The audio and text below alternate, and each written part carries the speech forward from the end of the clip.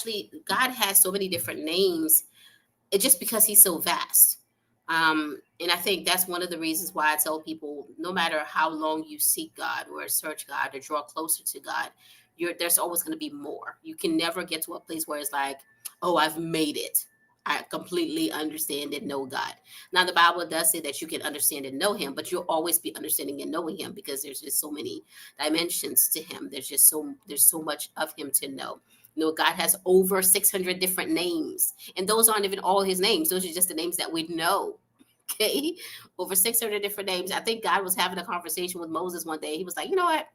I just want to share a secret with you. I'm going to tell you one of my names, but don't tell anybody. And so he tells him one of his names, okay, because he has so many names. Now, one of the messages that I preached, actually, there was a video that I did on this. I don't remember which one it is, but if you remember it, Celeste, you can put it in here.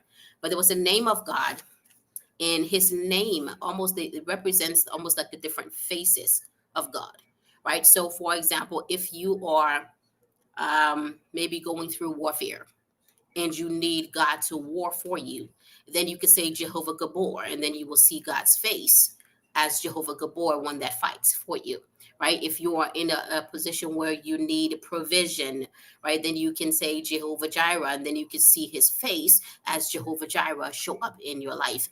And there was a time when, and basically his face represents a different dimension of his glory. Every face of God represents a different dimension of his glory. This is the reason why the man of God, I'm trying to remember who he was saying, he said, God, show me your glory.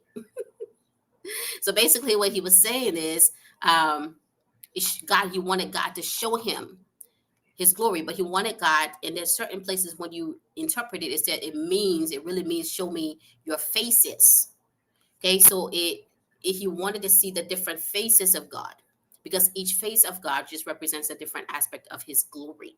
That's why all of your need is met according to his riches and glory. Because regardless of what you need, if you need provision, he's Jehovah Jireh. You can talk to that face, right? If you need him to war for you, you can say Jehovah Gabor, and then you can see that face, right? So it just if you need Elohim, you can say Elohim. If you need Adonai, you can say Adonai. So and that's why he says, I am that I am. So whatever that is that you need, there's a face of God for that. Okay.